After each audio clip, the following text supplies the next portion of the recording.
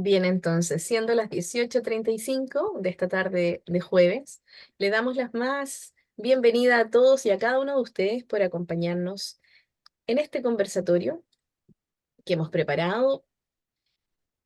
Nuestra charla se llama Perito o Testigo, el carácter científico de la pericia social. Mi nombre es Marcela Arancibia, soy Product Manager de la Escuela de Trabajo Social de la Pontificia Universidad Católica de Chile y le agradezco profundamente el interés de todos ustedes por acompañarnos y participar de esta actividad. Esta charla se enmarca en el programa del Diplomado en Pericia Social en Juicios Orales de la Escuela de Trabajo Social. Nuestro programa está próximo a comenzar sus clases el 7 de mayo. Tiene un total de 133 horas y un formato online con clases en vivo. Las clases son los días martes y jueves, de 18:30 a 21:45 horas. Nos van quedando algunas vacantes disponibles, el proceso de matrícula está muy activo y por eso, para todos ustedes que puedan requerir apoyo y soporte en todo este proceso de postulación y admisión a nuestro programa, vamos a ir dejando en el chat nuestros teléfonos de contacto y nuestro mail por si necesitan asistencia en este proceso de matrícula.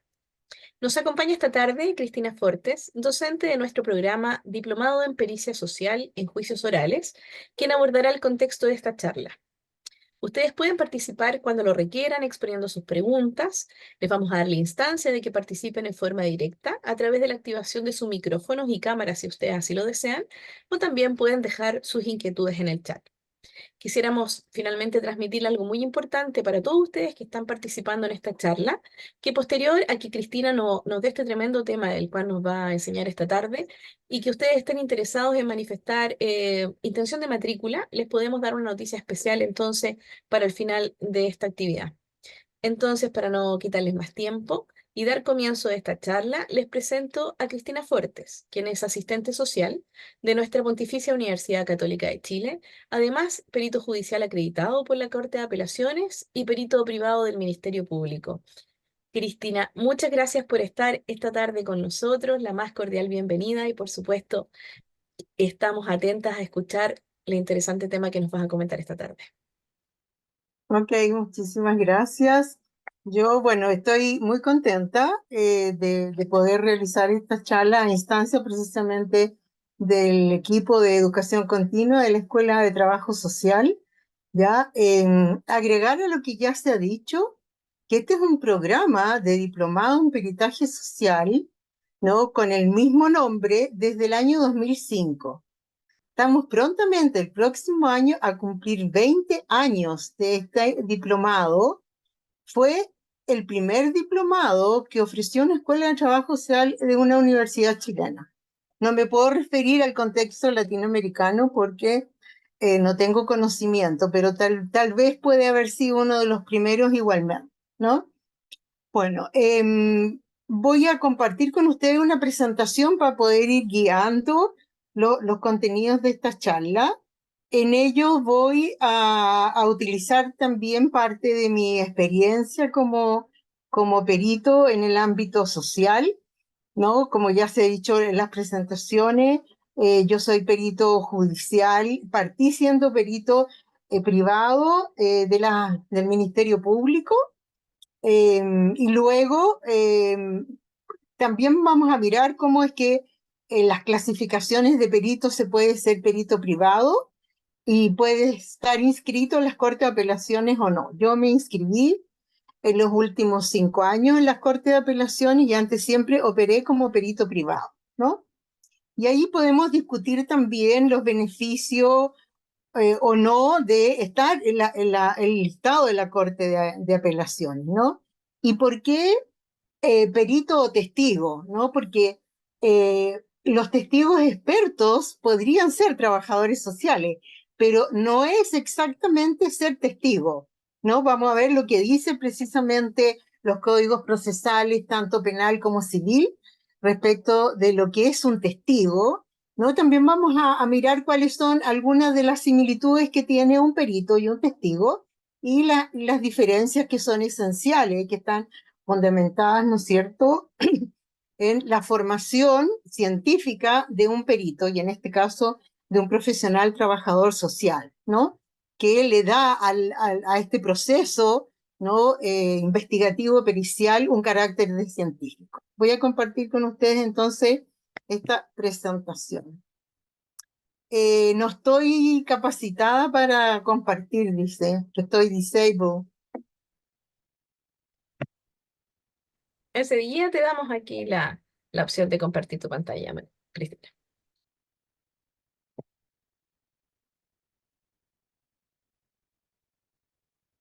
Ya está Está listo. listo, ahora puede compartir.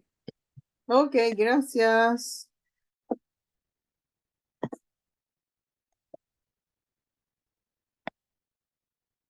Ya, y la presentación estaba en la última lámina que dice específicamente gracias.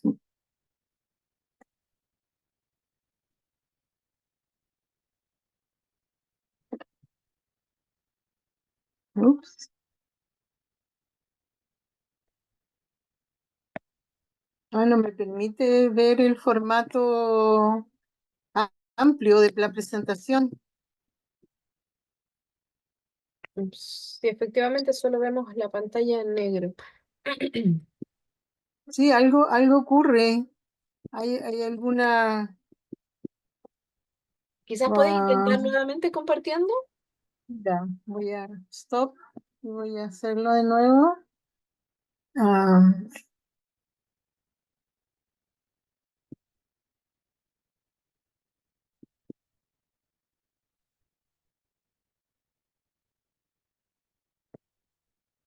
ahora sí, ok. Puede haber sido que hubo un momento que no se estaba viendo la presentación por problemas de conexión. Perfecto, ahora se ve perfecto, Cristina. Ok, bueno. Ahora no quiere avanzar. Ok, bueno. A propósito, vamos a mirar varios conceptos en relación a los conceptos del trabajo social forense, perito social, peritaje, ¿no? Y partamos desde lo que se define, entre comillas, como la ciencia forense en general, ¿no? Siempre la etimología de las palabras nos da una visión muy general e interesante respecto de los significados, ¿no? Y esta combinación, dos palabras de origen latín, como dice allí, ciencia, esencia, que significa conocimiento o saber, todo conocimiento objetivo y verificable. Y aquí es súper importante porque dentro de las exigencias o las expectativas, ¿no es cierto?, que se tiene de un perito, es que sea, bueno, como la palabra lo dice, un sabio, que tenga conocimiento o saber y que sea objetivo y que utilice el método científico, ¿no? Y ahí nos estamos refiriendo a un conocimiento científico, por lo tanto, es objetivo y al mismo tiempo es verificable de acuerdo a los modelos, a la metodología en general que se utiliza, los modelos, las teorías de base, la diversidad de técnicas que se utilizan en un proceso pericial. Y agrega acá que puede ser adquirido mediante la observación, el estudio y la práctica. Y esto es importante porque aquí pondría en cuestión precisamente la definición de que solo ciertas profesiones constituyen, ¿no es cierto?, ciencias, ¿no? Hoy en día esa discusión es menos ardua a lo que era hace no a tantos años atrás, en especial respecto del trabajo social.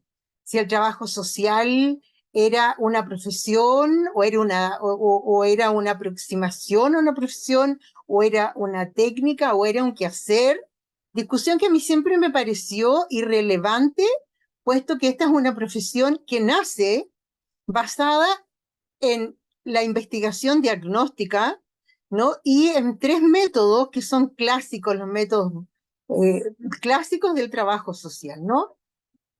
Y bueno, y por supuesto que está constituido una serie de principios y leyes, ¿no? Y acá tenemos una serie de principios también de los procedimientos que utiliza esta profesión, al mismo tiempo, ¿no es cierto?, de los principios éticos que son aplicables en todos los ámbitos, ¿no?, en que se desarrolla el trabajador social, ¿no?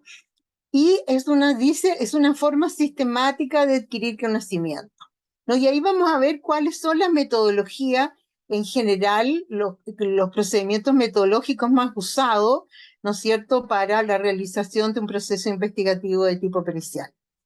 Y la palabra forense, desde su etimología más antigua, ¿no?, significa foro, una discusión realizada en un espacio público, puesto que dice ahí, como bien dice, en el mundo antiguo, los juicios se realizaban en público y teniendo una connotación judicial, ¿no? Y las personas podían estar allí, se hacían en las plazas públicas, aunque no siempre se dio exactamente de esa forma, porque si miramos la historia, vamos a ver que muchos sobre todo aquellos relacionados, ¿no es cierto?, con el poder máximo, como eran, ¿no?, los reyes, los emperadores, etcétera, ¿no?, que se realizaban prácticamente dentro de un recinto cerrado y no en público, ¿no?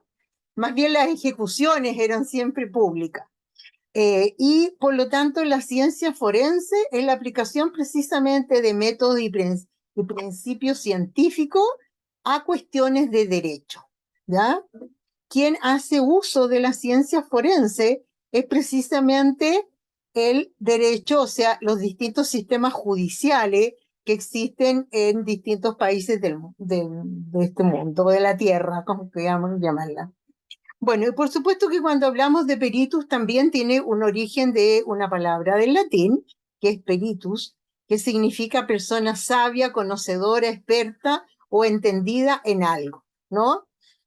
Una persona versada, dice la ley, en una ciencia, arte u oficio. Y aquí es interesante de mirar, porque uno dice, bueno, un oficio puede tener un carácter científico, ¿no? Es decir, utiliza un método, ¿no es cierto?, un método técnico.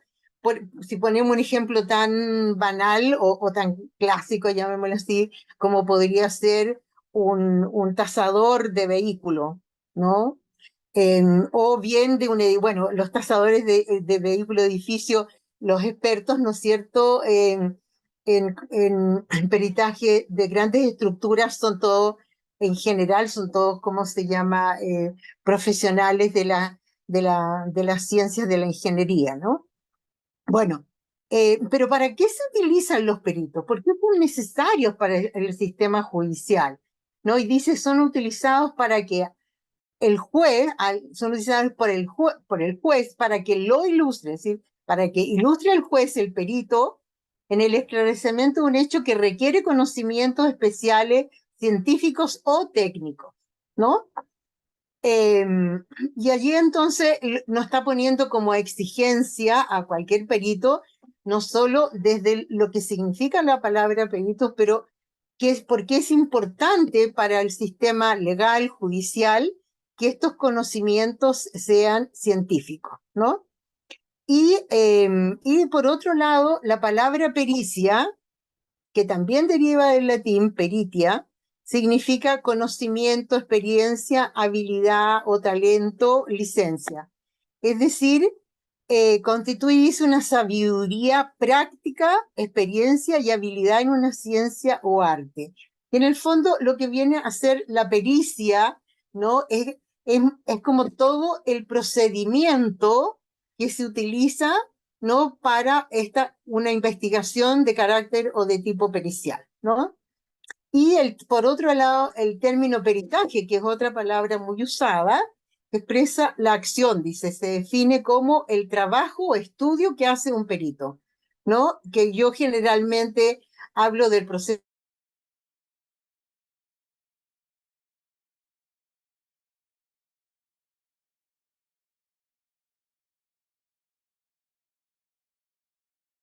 cualquiera de las dos, ¿cómo se llama? Cualquiera de los dos términos para referirse. Me está avisando que mi conexión está inestable, pero que no se vaya. Bueno, asimismo, los diccionarios siempre nos dan, ¿no es cierto?, las definiciones de las palabras, ¿ya? Y según el diccionario Webster, palabra forense la define como un objetivo que se refiere a pertenecer, ser utilizado o ser adecuado para los tribunales de justicia o para la discusión pública y el debate. Y lo relaciona asimismo con la aplicación del conocimiento científico a los problemas jurídicos, ¿no? Ahora, por otro lado, sabemos que el conocimiento científico y las técnicas y distintas, digamos, eh, modelos explicativos, teorías, van modificándose en el tiempo en la medida que hay, digamos, se hacen investigaciones con un mayor número de un universo mucho más amplio, ¿no es cierto? Y por otro lado, cómo se van mejorando las técnicas. Hasta hace no tantos años atrás, las pruebas de ADN eran, entre comillas, infalibles. Bueno, pues hoy en día no son tan infalibles y se ha demostrado a través de una diversidad de estudios que las pruebas de ADN pueden tener errores relevantes a la hora, por ejemplo, de cuando esa prueba de ADN coloca un sujeto en un sitio de un suceso que constituye un delito y que por el cual puede ser finalmente, ¿cómo se llama? Puede ser acusado, pero otro lado puede ser finalmente, ¿cómo se llama? Considerado culpable y sancionado con prisión o con, ¿cómo se llama? Privación de la libertad, ¿no? Y dentro de lo que es el trabajo social forense, que también es un término que a nosotros nos parece más nuevo, pero que en los Estados Unidos, la Federación Internacional, ¿no es cierto?, de Trabajadores Sociales Forenses, lo ha definido como tal desde el año 1968. Y se refiere, dice, a la práctica especializada del trabajo social, focalizado que en la ley, en las cortes, que nosotros no le llamamos cortes, ¿no? De distintos, ¿cómo se llama? Las distintas, que es juzgado de familia, que es fiscalía, ¿no? Que es un juzgado, y aquí en lugar de corte usamos mucho más la palabra juzgado, ¿no? Juzgado de familia, juzgados civiles, ¿no? Y ¿cómo se llama? Y la Fiscalía y la Defensoría Pública, por otro lado, que opera en la defensa precisamente de las personas que se les imputa algún tipo de delito y está en investigación su responsabilidad o participación, o ambas, ¿no es cierto?, en una acción que constituye, o varias acciones que constituyen un delito, ¿no? Y en una diversidad de materias, ¿no? Porque tanto las materias si miramos los códigos, el código penal, el código civil, vamos a ver el código, ¿cómo se llama? Penal, civil y de familia. Las materias son perdón, me quedaba fuera el del trabajo, una diversidad de materias que ve cada una, ¿no es cierto?, de estos, entre comillas, estas cortes o juzgados. Quintero, una trabajadora social latinoamericana, en su publicación del 2014 respecto al trabajo social forense, lo define como una especialidad, al igual como antes se decía, una práctica especializada que focaliza, dice, en la interfaz entre el sistema legal y el sistema de servicios sociales, ¿no? Que también hay otros autores, ¿no?, mucho más antiguos, de los años 90, que utilizan esta misma definición, ¿no? Esta interfase entre la profesión, los sistemas legales y el sistema de servicios sociales. Entendiendo además que cuando se habla de trabajo social forense, no se habla solo de una práctica pericial en un proceso investigativo en cualquier materia, ¿no? Sino que en un concepto mucho más extensible del trabajo social, que por orden de un determinado juzgado, generalmente el que más ordena, ¿cómo se llama?, informes respecto de derivaciones a programas, son en nuestro país al menos los tribunales de familia. Entonces, aquellos profesionales, trabajadores sociales que trabajan, por ejemplo, en programas de infancia, que trabajan en programas de adultos mayores, en programas, ¿no es cierto?, relacionados con violencia de género, etcétera, etcétera, a solicitud del Tribunal de Familia, deben estar dando cuenta, o en los sistemas proteccionales residenciales, dando cuenta de los procesos que allí se realizan con ese niño o niña, con esa familia, ¿no? Y lo mismo ocurre estaba dejando fuera, ¿no?, la justicia penal juvenil, ¿no? Y por lo tanto dice que Quinteros dice no se refiere únicamente a los procesos judicializados, sino que también, ¿no es cierto?, aquellos que se realizan después de que se intervenga y dictamine, ¿no? Que recordar que en familia un caso que tiene que adopción de medida no se cierra hasta que efectivamente todas las medidas, ¿cómo se llama?, las derivaciones, se han realizado las intervenciones y se han entregado los informes, especialmente en lo que se refiere, ¿no?, al cuidado personal. Un tema específico muy importante que abordamos, ¿no es cierto?, en este diplomado respecto de la relevancia que tiene una buena pericia, ¿no?, en cuidado personal, ¿no? Porque puede significar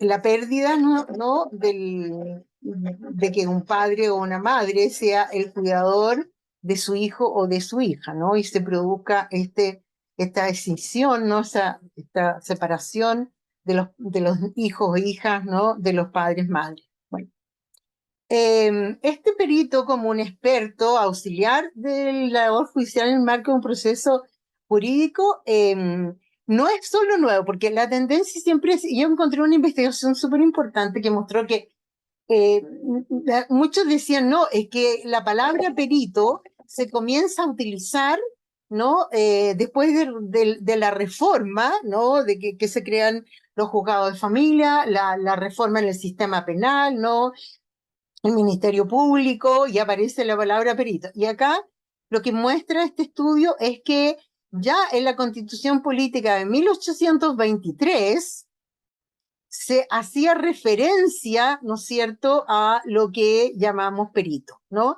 Y aparece ahí como el título 14 sobre las Cortes de Apelaciones establece dentro de sus atribuciones que se puede llamar a integrar, ¿no es cierto?, la investigación o a opinar, ¿no?, respecto de facultativos en clases con jueces, ¿no?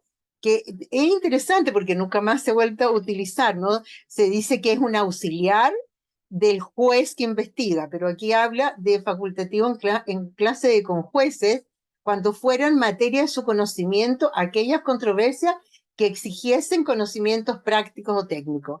Indiscutiblemente, porque un juez, ¿no?, de cualquier judicatura no tiene por qué tiene conocimiento de los cuerpos legales, ¿no? Pero no tiene que tener conocimiento específico, ¿no?, de constructivos, ni de, ¿cómo se llama?, ni de tránsito, ni de familia, ni de infancia, que es como nuestro ámbito más de intervención, ¿no?, de violencia, etcétera. Y luego se refiere que la Constitución de 1828 dejó fuera digamos, esta existencia de auxiliares de administración de justicia, ya las Cortes de Apelaciones, porque lo sustenta que van a ser materia, van a estar reguladas en leyes especiales, ¿no?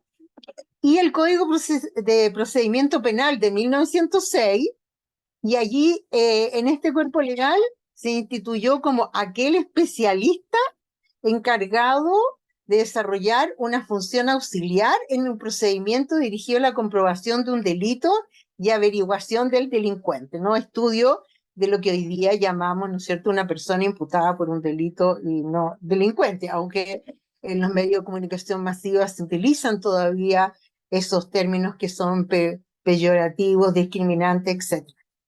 Y bueno, el artículo 242 del antiguo código disponía además, ese mismo código, la procedencia del informe de perito, ¿no?, en que el juez pedirá un informe de perito en los casos determinados por la ley, siempre y cuando sea necesario, ¿no es cierto?, la apreciación, para la apreciación de algún hecho o circunstancia importante, fueran necesarios, ¿no es cierto?, los conocimientos específico o especializado de un tercero, ¿no?, que ilustraran precisamente y que, digamos, pasan a ser coparticipantes de alguna forma de este proceso investigativo, ¿no?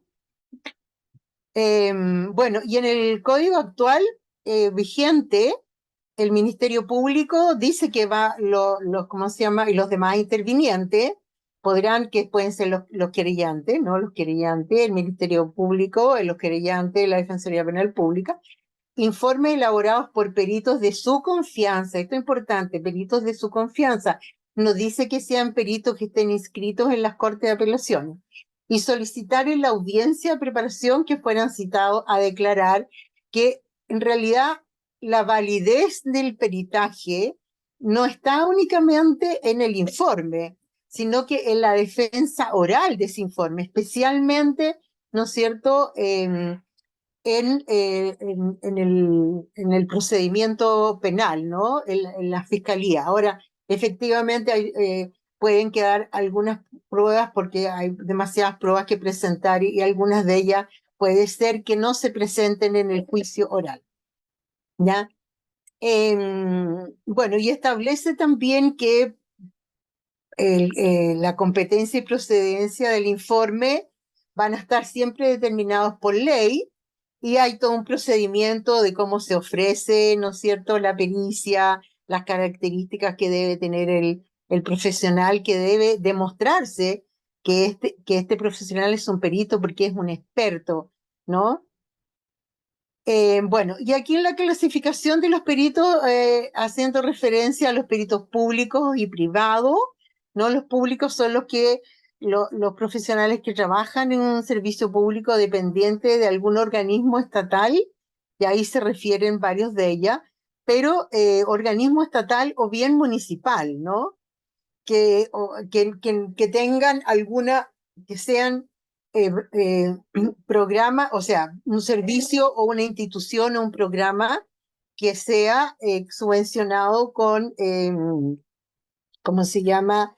Eh, con ¿Cómo se llama? Con recursos públicos, ¿no? Y un perito privado es que desarrolla la labor pericial en forma privada sin pertenecer a un organismo público, y sus servicios son en forma particular. Puede o no detentar algún tipo de registro de carácter público o privado, como son, por ejemplo, listados de perito de corte o no, pero también el ser perito de corte, hay algo que aún no se ha sancionado, en mi opinión, que no hay claridad, porque a mí se me ha solicitado desde el abogado de parte ¿cómo se llama?, en causas civiles, de que realice el peritaje de forma gratuita, ¿no? No existe una obligación. Un perito, aunque esté en un listado de corte, en causas de tipo privado, no tiene la obligación de hacerlo en forma gratuita, a no ser de que sea una decisión del perito, ¿no? Y para eso se debe recurrir precisamente a los peritos públicos, a quienes no se les paga específicamente por el proceso investigativo pericial que realiza, está dentro de su función, ¿no? Bueno, y hablando del testigo, ¿no? Y aquí viene la diferencia, ¿no? El testigo, primero que nada, no requiere conocimiento científico ni especializado respecto de una ciencia o de un arte o una técnica, ¿no? El testigo es una persona que va a ofrecer un testimonio y va a declarar en un procedimiento legal, como puede ser un juicio o puede ser una audiencia o una investigación, para proporcionar información sobre hechos, eventos o circunstancias relacionados con el caso en cuestión. Ahora, aquí también los testigos, ¿no es cierto?, pueden ser ofrecidos por las partes, ¿ya? Pero también puede ser un testigo porque estaba en el sitio del suceso, ¿ya?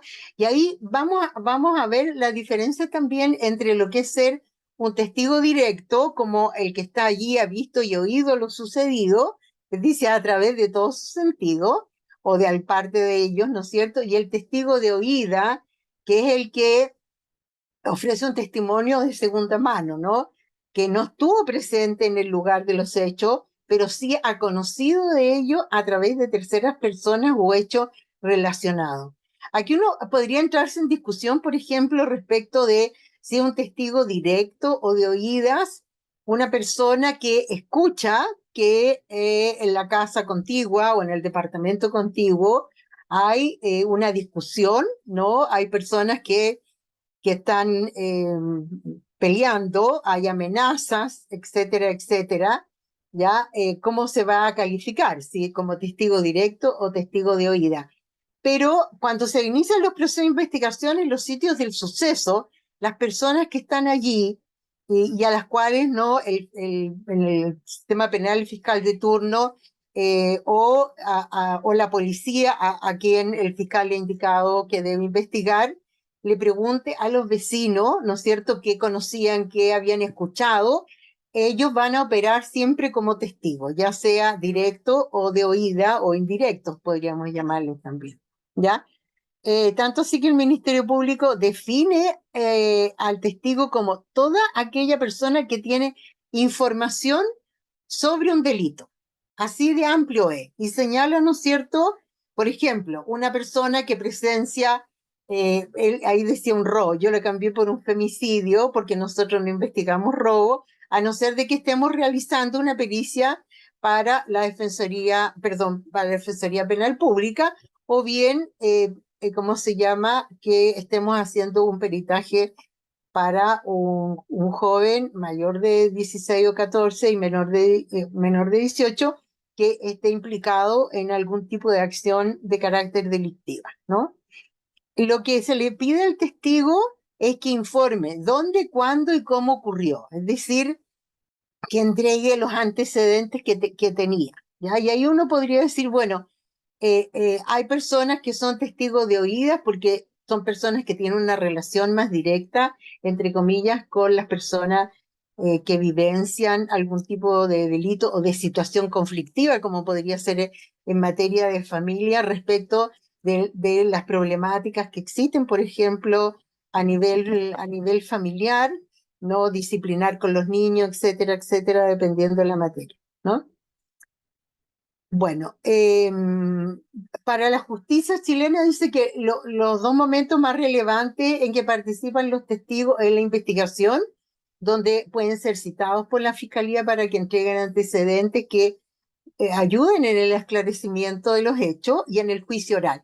Y aquí hay precisamente eh, una, una una situación de semejanza entre un perito y un testigo, que ambos en general pueden o deben ser, digamos, presentar las pruebas, ¿no es cierto? Deben presentar su informe o los testigos no presentan informe, o sea, no presentan oralmente el informe, sino que la diferencia es que a los testigos se les hacen preguntas, ¿no? Si bien es cierto, los dos deben testificar presencialmente o a través de Zoom, depende de la situación.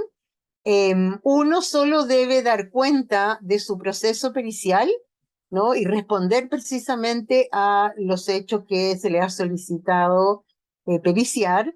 Y el testigo, ¿no es cierto?, se le van a hacer preguntas respecto de lo que conoce, sabe, ya sea por oída o como testigo presencial, ¿no? Y la ley de procedimiento de citación de testigos de familia es más compleja porque dice que deben comparecer y declarar, a no ser de que exista alguna situación de excepción, ¿no? Si no existe esa situación de excepción, que también están determinadas por la propia ley, no debe concurrir al llamamiento judicial para prestar, ¿no es cierto?, esta declaración que se llama testimonial, de declarar, y aquí está, igualmente a un perito al inicio se le va a pedir su identificación y que declare sobre sobre los hechos que ha investigado, y al testigo debe contestar sobre la verdad de los hechos que se le preguntaren y no ocultar ni hechos ni circunstancias o elementos acerca del contenido de su declaración. En el juicio Rifo Ortega, ¿ya? los testigos que estaban en la fiesta que ocurrió antes, ¿no es cierto?, de la última acción violenta del señor Ortega, eh, eh, ellos, sin embargo, en sus declaraciones, ¿no es cierto?, testimoniales, en el juicio oral, eran distintas, porque yo participé como perito allí, eran distintas a lo que declararon, no tanto el mismo día como lo que declararon con posterioridad en la fiscalía, cuando se les citó para que declararan lo que había ocurrido en esa situación, ¿no? Y el testigo experto es precisamente una persona que tiene conocimientos no especiales, específicos, respecto de, ¿cómo se llama? De hechos o situaciones, ya sea controversiales entre personas, como podría ser en lo civil o en familia, ¿no? O en un procedimiento penal, ya que tengan conocimientos de expertos en la materia respecto de la cual se está realizando este proceso investigativo pericial, ¿no? Ahora, una persona puede ser testigo perito, que podría ser como algo que no es tan, ¿cómo se llama?, factible, pero vamos a poner que un perito en una visita domiciliaria, mientras realiza una pericia, se encuentra, ¿no?, es testigo de un hecho de violencia física, verbal o ambas, de un adulto hacia un niño o niña. Y ahí entonces tendría la calidad de testigo perito, además de perito, ¿no? Y que podría ser testigo perito de familia y solo perito de la causa penal, si es que hay una causa penal, dependiendo, ¿no es cierto?, si constituye un delito o falta, ¿no? Y por último, no sé cómo estoy en los tiempos, si alguien me puede ilustrar. Estamos bien, Cristina, para después dar paso a las preguntas, que ya tenemos una ahí en nuestra casilla. Y en los fundamentos metodológicos de la práctica forense, ¿no?, que nos permite distinguir precisamente eh, entre lo que es un perito y lo que es un testigo en general, ¿no? No un perito, no un testigo experto. Ya vamos a encontrarnos que lo esencial acá es que tanto los resultados como las opiniones de los peritos deben estar sustentados por evidencia científica reconocida en la comunidad científica, ¿no? Y precisamente casi todos los sistemas judiciales en el mundo han tomado dos casos de los Estados Unidos, que es Fryer y Dover, como para determinar cuáles son las exigencias que se le deben hacer a los peritos en general, ¿no? Pero vamos a hacer mención también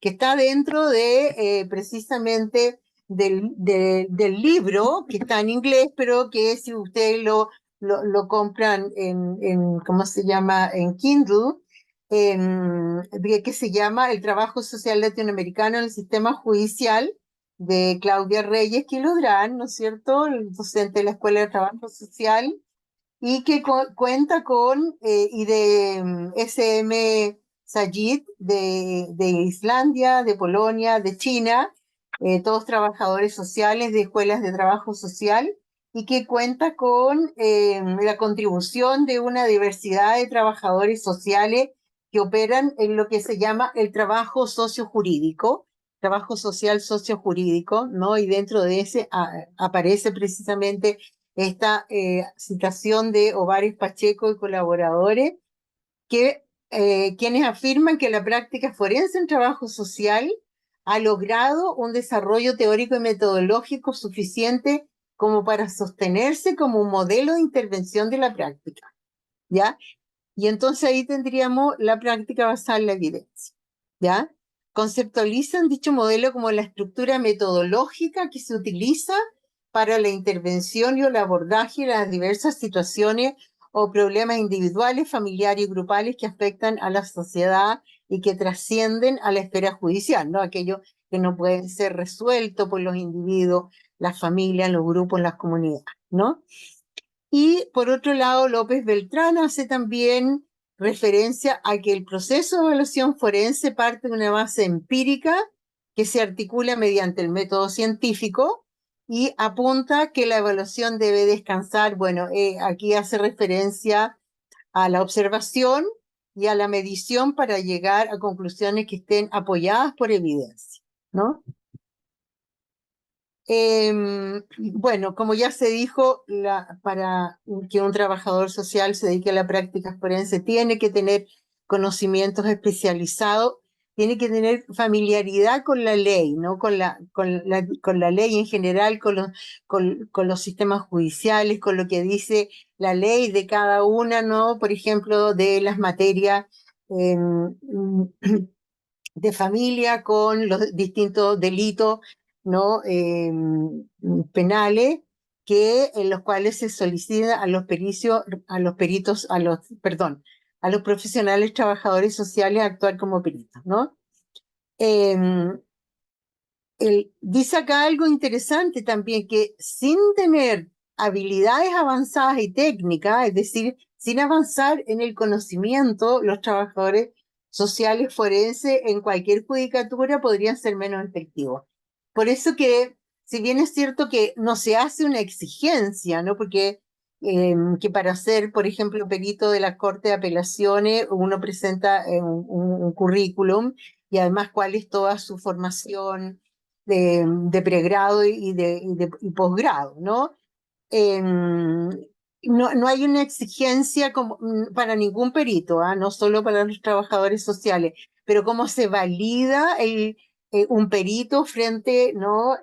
Al sistema es precisamente a través de la presentación que hace, por ejemplo, quien lo solicita como perito de parte en judicatura de familia o de la fiscalía que le solicita que sea perito privado, porque en el caso de la fiscalía va a ser una presentación, ¿no? Frente al juez de garantía de que por qué es ese perito y no otro, es decir, cuáles son las credenciales de conocimiento y de expertise que tiene ese perito para realizar ese tipo de pericia específicamente, ¿no? No asumir que los trabajadores sociales solo van a hacer pericias en materias de infancia y familia, ¿no? Y que los peritos psicólogos van a hacer evaluaciones individuales. Esa es una mirada muy clásica de esta división o separación que podría haber entre las especialidades de los peritos, ¿no? Hoy en día se tiende más bien a hablar de que en una misma investigación, en cualquier judicatura, deben concurrir, ¿no? De acuerdo al objeto de la prueba, varios peritos de distintas especialidades que tengan correlación efectivamente con lo que se está investigando, ¿no? Bueno, el trabajo social, ¿no es cierto? Los profesionales trabajadores sociales tienen una metodología, claro que tienen una metodología, además de las metodologías propias que están basadas igualmente en las metodologías del diagnóstico, la metodología de la investigación se refiere específicamente a cómo se diseña este estudio, ¿no es cierto? Cómo se va a diseñar este proceso investigativo pericial, ¿no? Para garantizar, dice, que los resultados sean confiables y estén validados y que respondan específicamente a cuáles son los objetivos de la investigación, qué es lo que se le está solicitando al perito que investigue respecto de qué hechos, ¿no? Antiguamente se hablaba mucho de los siguientes puntos o de los siguientes hechos. Hoy en día, por lo menos, la claridad de qué ofrece el perito en familia, ¿no? La tiene el abogado que está, ¿no es cierto?, ofreciendo la prueba, ¿ya? Y en fiscalía, en el sistema penal, el fiscal que está investigando, ¿no? Entonces uno, por ejemplo, la tendencia es que en fiscalía a un perito se le pide investigar respecto de unas determinadas variables o hechos que pueden ser específicamente, pueden ser 4, pueden ser 10, pueden ser 15, ¿no? Los de femicidio son extensivamente largos. Bueno, Por otro lado, el conocimiento que se basa en las teorías, en la aproximación es explicativa, ¿no? Entonces ahí tenemos cómo se llama el enfoque, métodos, técnicas de intervención, de la investigación y evaluaciones que conduzcan precisamente a prácticas basadas en la evidencia, ¿no? Y respecto de las teorías y modelos, ¿no? Que van, dice acá, a ayudar, ¿no? Asesorar a los profesionales a comprender mucho mejor los comportamientos humanos complejos y los entornos sociales que influyen en la vida y los problemas de sus clientes o que, ¿no es cierto?, están en un clima relacional de violencia, por ejemplo, o violento que lleva a la concurrencia de algún tipo de delito, ¿no? Por lo tanto, dice, una buena comprensión de la teoría es una guía y apoyo para los profesionales, le da un sentido de dirección, propósito y control mediante el uso, ¿no es cierto?, de evidencia científica, perdón, que está basada en la investigación y en teoría, ¿no? Por lo tanto, que un desafío de la práctica forense es elegir la teoría, perspectiva que sea, digamos, más adecuada o correcta, porque uno podría cuestionarse qué es lo que es correcto o incorrecto, para una situación específica, ¿no? Y para un objeto de investigación o indagación. Lo más práctico, y de hecho es lo que más se utiliza, es que se utiliza múltiples teorías o perspectivas o modelos explicativos. Puede haber un modelo o central, ¿no? Y pueden haber otros que sí también guían precisamente en la búsqueda de información, ¿no? Y los informantes y los contenidos, ¿no? De las preguntas que se van a realizar basados precisamente en las características que muestran que ese delito tiene o esa capacidad, como podría ser la capacidad parental o marental, no de ser un garante del bienestar y desarrollo integral y pleno de la infancia, ¿no? Bueno, hasta allí llegué. Todo esto que hemos abordado ahora, que solo se refiere a algunos componentes, ¿no es cierto?, de lo que es la pericia, son parte ¿cómo se llama?, de los distintos cursos los cuales, los distintos cursos que se abordan, ¿no es cierto?, en este diplomado. Genial, Cristina, muchísimas gracias por efectivamente darle un repaso a todos los temas que tú en forma detallada justamente repasas en los módulos en los que tú haces clases de nuestro diplomado. Y quisiera hacerte una pregunta de las que tenemos acá en el chat para poder contestarla entonces a la persona que nos hizo la pregunta. Ay, en este momento no puedo ver la pregunta. Aquí está. Arturo Bruna escribe lo siguiente. Primero, agradecer a Cristina su exposición. La recuerdo con mucho cariño desde Calama. Un saludo para ella. Mi pregunta es, ella que tiene mucha expertise en el tema, ¿cuáles son las principales dificultades o errores que ha visualizado en los peritajes sociales de trabajo social? Bueno, hola Arturo, un gusto que estés acá, gracias. Nos conocimos precisamente en una capacitación que hizo la Escuela de Trabajo Social de la Católica, cuando tú eras uno de los dirigentes, ¿no es cierto?, de la Asociación de Trabajadores Sociales en la región. Ya fueron 4 días intensos, ¿no? Y de mucho aprendizaje y conocimiento. Bueno, yo la verdad es que creo que se han hecho algunos estudios y yo también hice uno en relación a los informes periciales, ¿no? De la Defensoría Penal Pública. Creo que sigue siendo, por lo que he compartido con algunos colegas, ex estudiantes de este diplomado, que actúan como perito y que pueden ver peritajes de otros trabajadores sociales.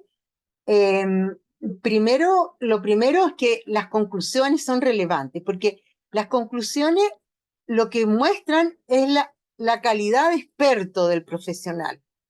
Y cuando las conclusiones son muy breves o solo puntuadas, o es una repetición de lo que ya se ha dicho, ¿no es cierto?, en la exposición de los resultados del proceso investigativo, esas conclusiones no tienen ningún valor. Y el profesional pierde, o de alguna manera se desacredita, la calidad de perito.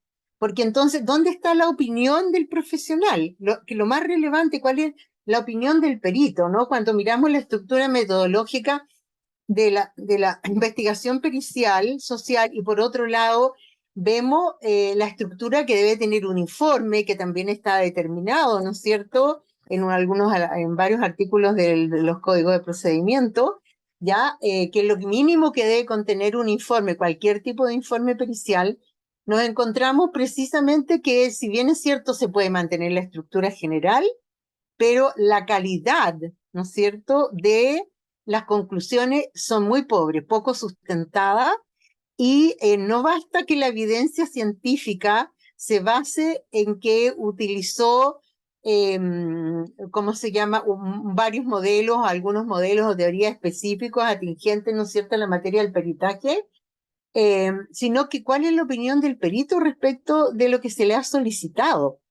¿Ya? No hay opinión, o la opinión está reducida a repetir lo que ya se ha expuesto en los resultados. Lo que se expone en los resultados es la información, ¿no es cierto?, que se ha recogido en los distintos procedimientos, no tanto desde la lectura de la carpeta investigativa o en los casos de familia del ebook, o en los casos, ¿no es cierto?, de civil, lo que aparece en el juzgado civil, a diferencia de lo penal y de familia, en los juzgados civiles se puede, y lo mismo que en los juzgados del trabajo, entrar abiertamente a las causas con el número, ¿no es cierto?, identificatorio de la causa. Y puede mirar a alguien que ni siquiera está, ¿cómo se llama?, es partícipe de esa causa, ni es perito, puede leer precisamente que otra forma de aprendizaje, qué es lo que está allí expuesto, ¿no? Qué se expone en la demanda, cuál es la contestación a la demanda, qué es lo que se solicita en la pericia, valga la redundancia, a este perito social. Así que bueno, algo extensa la respuesta, pero yo creo que es fundamental que las conclusiones de verdad validen la calidad de experto del trabajo social.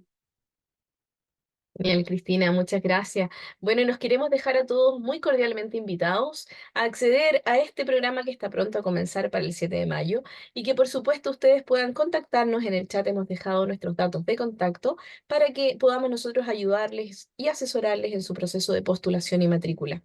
Para todos ustedes que están conectados en esta charla, queremos brindarles una beca especial de un 15%. Solo nos tienen que hacer mención de que han participado en este conversatorio, y nosotros podemos ayudarles entonces a aplicar ese descuento en el pago total de su arancel. Cristina, queremos agradecerte tu tiempo, tu disponibilidad para estar conectados con nosotros esta tarde. Ha sido un tema muy entretenido por lo demás, y aparte bastante amplio de todo lo que tú en forma detallada repasas en cada uno de los contenidos de nuestro programa. Así que muchas gracias por tu tiempo, por enseñarnos todo este tema, y por supuesto a toda la audiencia por acompañarnos esta tarde. Estaremos atentos a vuestro contacto por si requieren mayor información del programa. Muchísimas gracias, Okay. Cristina. Muchas Gracias a gracias. ustedes también y a Gracias a todos todo los el colegas equipo, que... por supuesto, a todos los colegas que están aquí conectados. Muchísimas gracias, Ujú. gracias equipo. Nos vemos entonces en una próxima oportunidad. Linda tarde para todos. Nos vemos, Ya. adiós, Chao, gracias. gracias.